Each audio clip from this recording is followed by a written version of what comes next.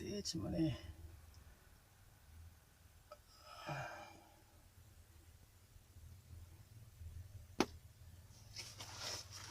Ito yung arko mga katiits. Yan. Ito yung arko.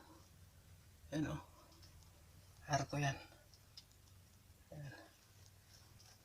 Yan dito. Ito yung entrada ng arko mga katiits. Yan.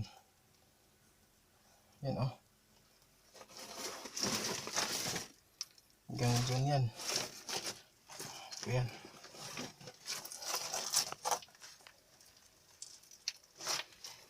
Ayan. Tapos binutas na namin yung arko. Yung kumbaga sa tunnel. Ito yung nakita namin. Yan na mga katiits.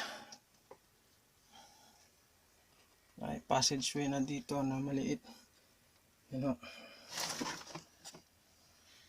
Pasok tayo sa loob.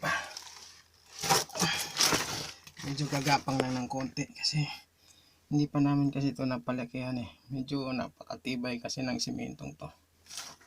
Pinutasan lang namin. Ito yung nasa loob.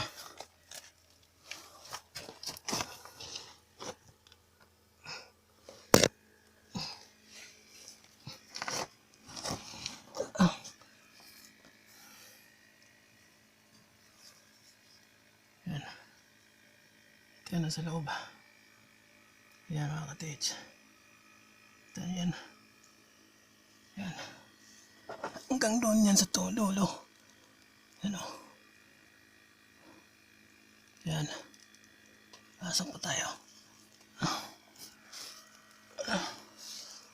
Medyo gagapang nga lang tayo.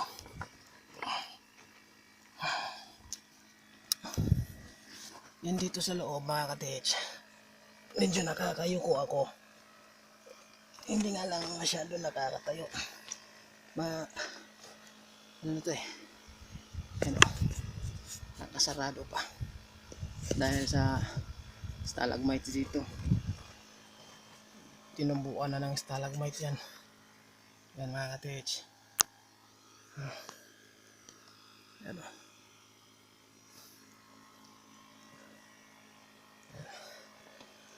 Ito yung pinasukan natin. Ito yun.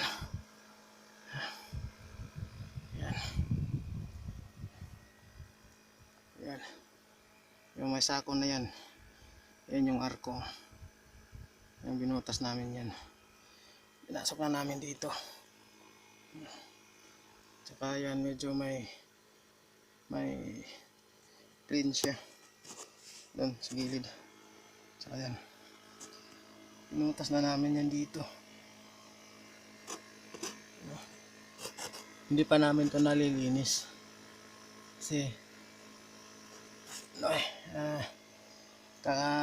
kakagapang ko lang dito. Tsaka kakaduko lang namin. Kumbaga sa ano, nakakaupo na kami. Hindi kami nasasagi sa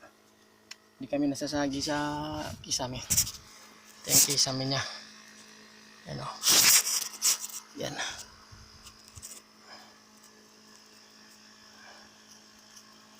Yan yung kisame niya. Medyo marami ng stalagmite dahil sa tagal. Pero alam nyo mga katiits, bago namin nabutas to, ang hirap pala talaga ng pinagdadaanan. Kaya medyo ngayon naintindihan na namin yung mga katiits natin dito o ibang katiits sa grupo na talagang hindi sila masyadong nagbibigay ng mga nakukuha nila o di kaya mga financing, kasi talagang malalaman mo kung gaano kahirap mo kunin at yung pagdadaanan mo dito. Kasi alam mo, 10 meters to mula sa taas bago namin nakita tong tunnel na tong pasukan na to. Super tibay at concreted talaga yan. Liit nga lang ng butas namin dito. So yun mga ka-TH, magandang araw sa inyo. Happy hunting sa lahat. Sana gabayan kami at makuha namin yung ninanais namin dito sa areang ito. At sa mga nagbabantay, o alam na natin yan parang ganun.